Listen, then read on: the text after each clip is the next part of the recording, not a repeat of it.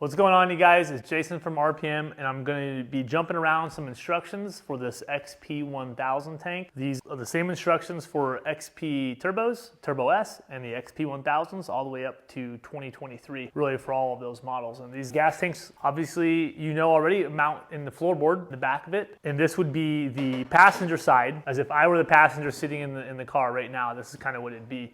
The driver would be, up here like this. So this would be it facing backwards. This is towards the back of the car. We're going to be installing this fuel pump system on the left side of the fuel tank, or I mean really just this side of the fuel tank. So this is the driver's side, is off to my left, fuel pump goes over here. The gas tanks will fit driver and passenger, obviously. First thing we're gonna do is kind of go over the passenger side install, and then I'll move over to the driver's side and kind of show you the slight differences between those two. But installing the fuel pump and the hoses coming off the fuel pump are much easier with the tank outside of the car. And then once you get everything installed up to about here, we can install the tank into the car, and it's all pretty straightforward. This is actually a really easy install. Let's get to it. So you got kind of a clean work area. You've got everything lined out here. First thing we're gonna do is get the fuel pump out. These things tend to be a little bit greasy and oily. That is just the assembly lube. It's like a synthetic fuel almost is the best way to explain it, but really it's just a lubricant. But these are all tested before they go out and before they're sealed. So that's what you might see or smell or feel on this. So we've got that out of our way.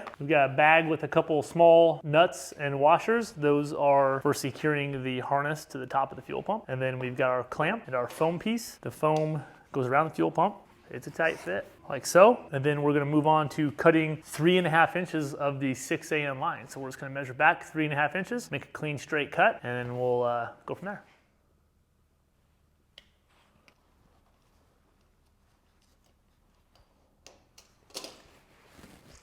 All right, guys, you've got a 3.5 inch long piece of 6 AM line. We're gonna go ahead and grab our first fitting. That is one of these push lock fittings with a M10 bolt on it. Lay it out, and then the other side is gonna be the straight push lock fitting. We're gonna go ahead and lay it out. So you're simply gonna assemble these fittings onto the line. And the best way to do that is with a little WD-40 or lubricant, Windex, soap and water even will work. But I like to heat the line to make the rubber pliable. It is a fairly stiff line, and it's push locks. There's no clamps that need to go on here. Once it slides onto the barb fittings, it's impossible for it to slide off. So we're gonna go ahead, warm it up, drop a little lubricant on these barbed ends, and push the fittings on.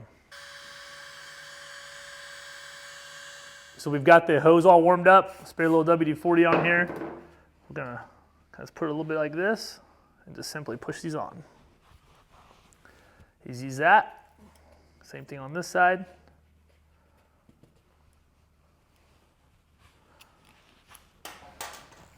Push these on.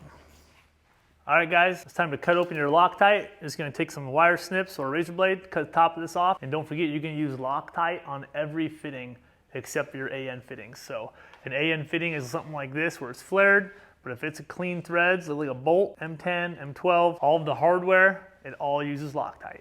All right, guys, we're gonna throw some Loctite on this first fitting. This is the straight. You don't need very much. We're gonna insert it into the bottom of the fuel pump. I'm gonna go ahead and tighten that up.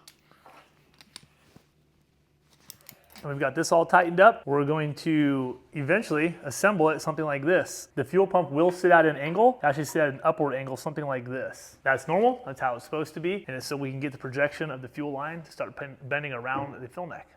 Drop some Loctite on there. A good piece of advice is make sure this hose is warm when you start assembling the clamps. It helps it stay flexible and pliable.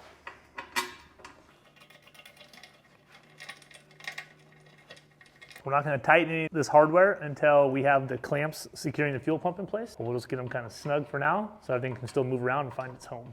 Inside your hardware kit is going to be a hose clamp, PVC coated hose clamp, and 2 M6 bolts. That's these guys and this guy. We're going to put Loctite on one of these. Actually, we can put Loctite on both of them now. It's not like it'll dry before we get to it. And we are simply going to attach this clamp around the fitting area, and it will attach here. Like I said, the fuel pump will be pointing upward, a little bit outward, kind of like this in a way. It's normal, it's how it's supposed to be. All right, guys, now you're gonna take your larger hose clamp. This secures the fuel pump to the tank. It will go something like this, and we will use our other M6 bolt to secure it in. Again, loose, everything stays loose until it's all in place. All right guys, while it's all getting tightened up, I kind of like to go in here, make sure everything's fitting nice and where it needs to be. It's straight, something like this. Clamps are just soft hose clamps. They'll start to kind of twist and secure themselves to where they need to be. So it's okay if they start to unalign themselves as far as like being straight up and down. That's normal. That's what they're supposed to do. We're just trying to keep everything rubber mounted. So at this time, I'm gonna go through, tighten the clamps up. We'll come back and we'll tighten this up. All right guys, if you got the fuel pump secure, we're gonna go ahead and drop the feed line onto the fuel pump. And at that time, good stopping point to put the tank in the car. All right guys, we got this line on there. We're actually gonna leave it loose so that everything can still kind of be moved around as we get ready to install the tank into the car. Remember, these ones are all tight. All the hardware down here is tight, Loctited. We're gonna get the car, drop this in there, and then we'll move on to the rest of the plumbing of the fuel system, and we'll move on to the bracketry and securing the tank to the car. All right guys, you've got your tank halfway there. Now you've got your car in front of you. First thing we're gonna do is take out the driver and passenger seat. Shouldn't have to show you guys how to do that, but it's just a clip in the back. It comes right out of there. All right guys, we're gonna loosen these two Torx. We're gonna remove these two push pins. Remove this 15, these are 15 mils, so a 15 deep and a wrench. Takes this one out. You got a 13 up here and a 13 back here. Once we have these loose, we're gonna lift up on it, slide the gas tank underneath. All right guys, you've got all your hardware loose, so this thing's kind of got some play. What we're gonna do is we'll use a tool, or if you have a second helping hand, you're gonna lift up on this while you insert the tank in. This only needs to be lifted up on if you're doing the passenger side. The driver's side actually has a little bit more room. It falls right in place. We're gonna go ahead and get the tank up here, get it just about in place, lift up, let it fall in, and we're gonna continue the installation. All right guys, so we have everything laying in here. We've got our hardware that's included from RPM for the installation, and we're gonna talk about that. So each one of these machines can really be a little bit different. So what we have here is 3 thick washers and 1 rubber mounted washer. Now, you're going to fill this void with however many washers you feel comfortable fitting in there without it being super tight or super loose. So what we're gonna do is we're gonna stack these 3 up. We'll put the rubber mounted one on top. This one stops vibrations. We're gonna kind of line them up right there. We're gonna Loctite this bolt and then insert this bolt through. And we're just gonna start until it starts to thread, and then we're gonna stop there. So that's good enough for now. Everything's loose. We're gonna grab this 15 mil. We're gonna install it back in. And as long as it installs in, you're good. If you can't get this bolt in, you have too much pressure, you need to remove one of your washers. We're gonna come back here. We're gonna reinstall our Torx and our push pins. These ones can be all the way tightened. All right guys, at this time, you're gonna open your bracketry kit. If you have a driver or passenger, it's gonna be labeled right here. So it's passenger, we're on the passenger side. And these brackets are gonna lay something like this. You don't wanna tighten anything down, everything is still loose in here. Gonna kind of line them up. We're gonna reuse the factory bolts to hold up here. We'll use the bolts included from RPM for down here, Loctite on everything. All right, we've got everything in place. Everything looks good. We kind of pull this tank, get it snug against the firewall here, and we will begin tightening everything down. Doesn't matter which order you go in, just make sure you tighten everything.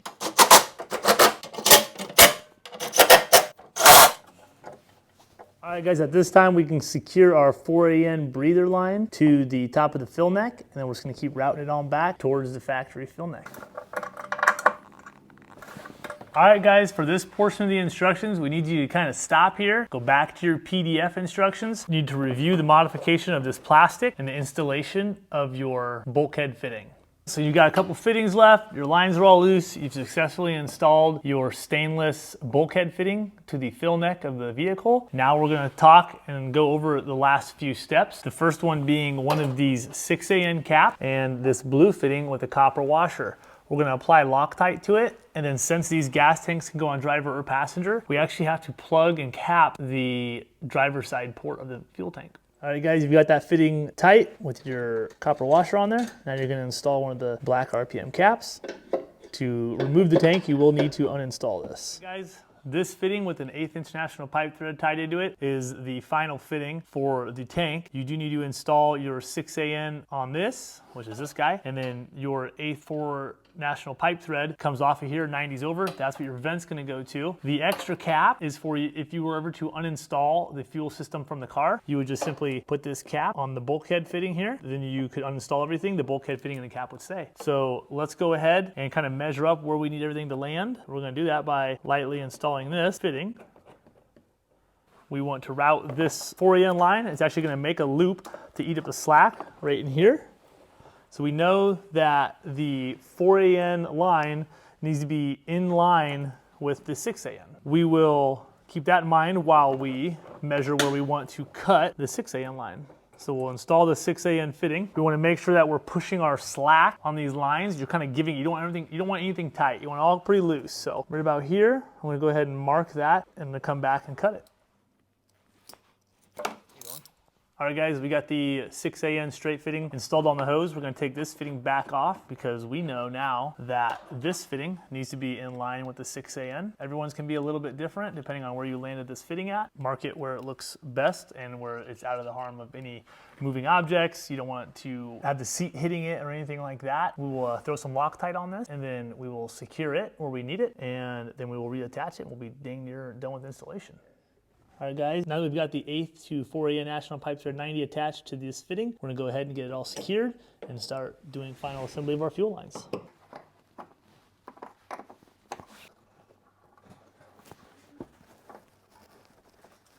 All right guys, you've got these lines all secured. We're gonna drop a zip tie through this bracket on top of all these lines, and then that will complete the installation of your fuel hoses and breather hoses. At this time, we're gonna tell you to kind of go back through everything, make sure you got everything tight, make sure you don't have any issues anywhere, double check everything. We say it a million times in the instructions, if you don't feel safe doing this, definitely take it to a performance shop of your choice to have this done. At this time, the fuel system is installed, we're gonna move on to the wiring harness.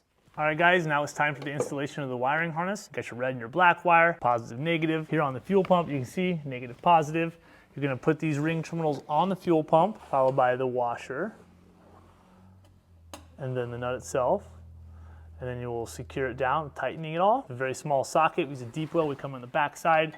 From there, you can begin the routing of the wiring. We're gonna be going through the tunnel, up. You're on a rocker switch. If you've got a bus bar, you've got a bus bar. If not, you need to tie into keyed power. That means you don't want constant power. You only want power to this when you turn the key on, and then a good chassis ground. And from there, we're gonna show you guys how to install or add a tank using the second tank over here. These tanks, again, can go from side to side, but if you wanna run on just the driver's side, you can do that as well. All right guys, when installing the driver's side tank, everything's the same. You've just flipped the side of the fuel pump, so you'll cap this end and you'll install the fuel pump on this end. The only added thing is one extra clamp here because you need to work on directing the fuel line towards the passenger side of the car, whereas when you're already on the passenger side of the car, it's already directing itself that way. So the good thing about the driver's side is that the tank just falls right in. You just need to add bracketry. You don't have to lift up on the seat bar or anything like that. No extra hardware needs removed. Goes in super snug. So you'll drop in like that. You'll install your hardware. Your bracketry comes from this side. Obviously it's opposite. And your vent line will point off to the left. With the driver's side tank, you will lift up this and you will tuck in behind the plastics right here. Best to cut a little small notch right here on both sides to clearance for the fuel line to come across the chassis, and then follow the bottom of the seat bar the whole way. You can hit these little holes right here.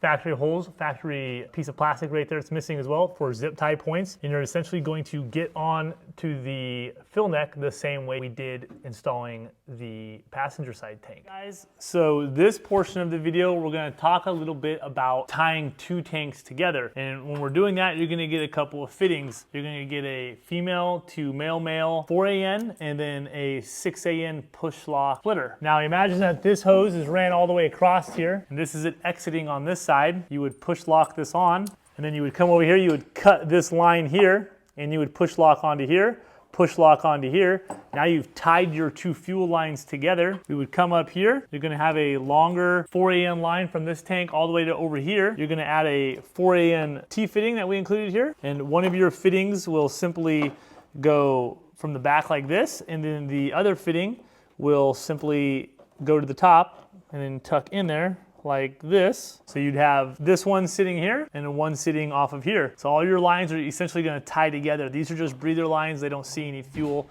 unless you were to tip over or something. So that's what you've got going on as far as tying in. As far as the fuel pump, you're gonna jump from this side or this side. We have a jumper harness that's just gonna essentially wire both fuel pumps together. It's just eyelets on both sides. And that's how you hook up two tanks to one system. So you have just one switch, you're good to go. Now you got a maximum fuel range.